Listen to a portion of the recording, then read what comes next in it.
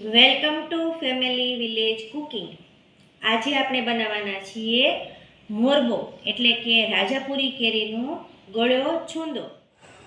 એના માટે મેં 1 કિલો રાજાપુરી કેરીના આ રીતે ટુકડા કરી અને છાલ ઉખેડવાની છરીની મદદથી આ રીતે છાલ ઉખેડી લેવાની છે.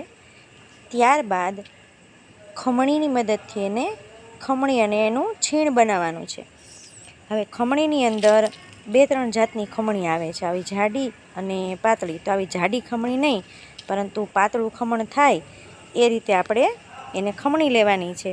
તો આ રીતે પાતળી ખમણીની મદદથી આપણે બધી કેરીનું છીણ તૈયાર કરી લેશું આ રીતે. ત્યારબાદ એની અંદર આપણે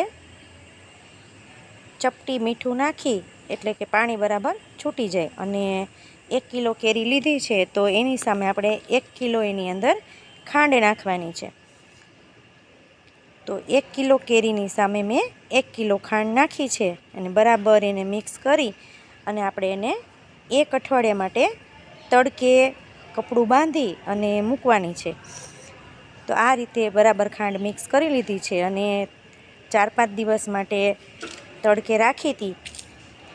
આ રીતે ખાંડની ચાસણી છે એ બરાબર થઈ ગઈ છે અને કેરીનું છીણ છે એ પણ જો આ રીતે બરાબર બફાઈ ગયું છે. તો હવે આપણે એની અંદર મસાલો નાખીશું. તો થોડાક મેં લવિંગ લીધા છે અને 2 કટકા તજના લીધા છે. એને ખાંડી અને બરાબર મસાલો તૈયાર કરી લઈશું અને પછી એની અંદર આપણે મિક્સ કરી દઈશું. તો આ રીતે મેં ખાંડી અને મસાલો આની અંદર ભેળવી દીધો છે. કેરીના આ છુંદાને આપણે થેપલાની સાથે, રોટલીની સાથે, પરોઠાની સાથે ખાઈ શકીએ છીએ અને સ્વાદમાં એકદમ સરસ લાગે છે. જેને ગળ્યું અથાણું ભાવતું હોય એને છુંદો આ રીતે ચોક્કસથી એકવાર ટ્રાય કરવો જોઈએ. અને કેરીનું છીણ છે એ પાતળું રાખીએ જેથી તડકાની અંદર એની ચાસણી છે સરસ આવી જાય અને ઝડપથી કેરીનું છીણ છે એ બફાઈ પણ જાય. તો એકવાર ચોક્કસથી આ રીતે ટ્રાય કરજો.